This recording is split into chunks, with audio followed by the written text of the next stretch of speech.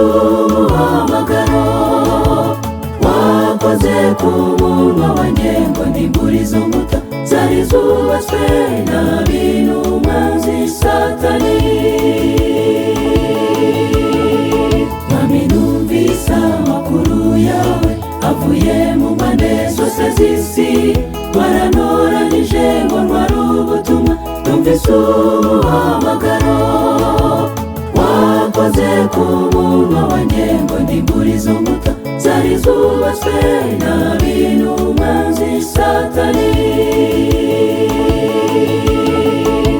Njyewe ngiye kurimbura inkuta zubatswe n'uwo mugome, zubaka bundi bushya kandi Uwiteka yashyize amagambo ye mu kanwa kanjye, njye ntacyo nzatinya.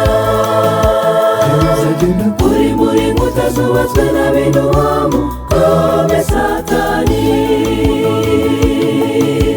Njyewe ngiye kurimbura inkuta zubatswe n'uwo mugome, zubaka bundi bushya kandi Uwiteka yashyize amagambo ye mu kanwa kanjye, njye ntacyo nzatinya.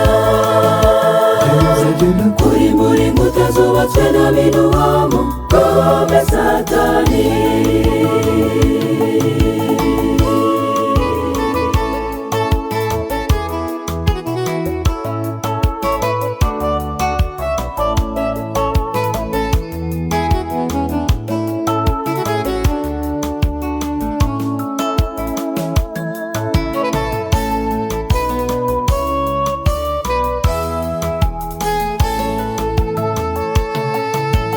Nemeye umuhamagaro, nzagenda buri ruhande. Ijambo ryawe rizaba mu mutima wanjye, ngo nzazubake bundi bushya.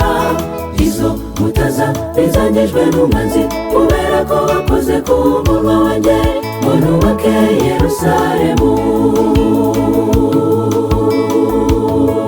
Mwami nemeye umuhamagaro, nzagenda buri ruhande.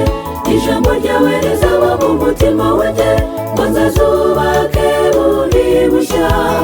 Izo nkuta zangijwe n'umwanzi, kubera ko wakoze ku munwa wanjye ngo nubake Yerusalemu. Yewe ngiye kurimbura inkuta zubatswe n'uwo mugome, zubaka bundi bushya kandi Uwiteka yashyize amagambo ye mu kanwa kanjye, njye ntacyo nzatinya. Kurimbura inkuta zubatswe n'ab'uwo mugome Satani.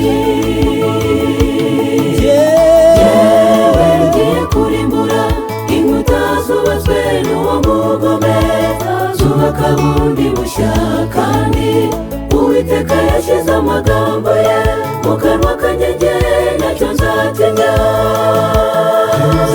Kurimbura inkuta zubatswe n'ab'uwo mugome Satani.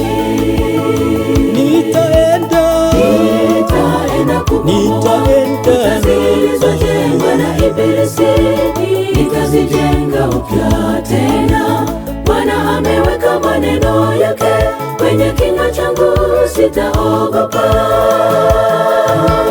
Kubomoa kuta zilizojengwa vibaya na Ibilisi.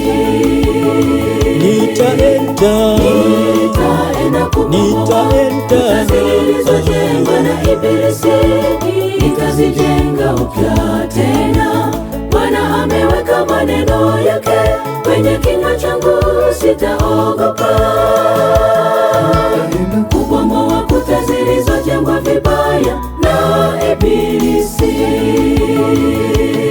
Yewe ngiye kurimbura inkuta zubatswe n'uwo mugome, zubaka bundi bushya kandi Uwiteka yashyize amagambo ye mu kanwa kanjye, njye ntacyo nzatinya.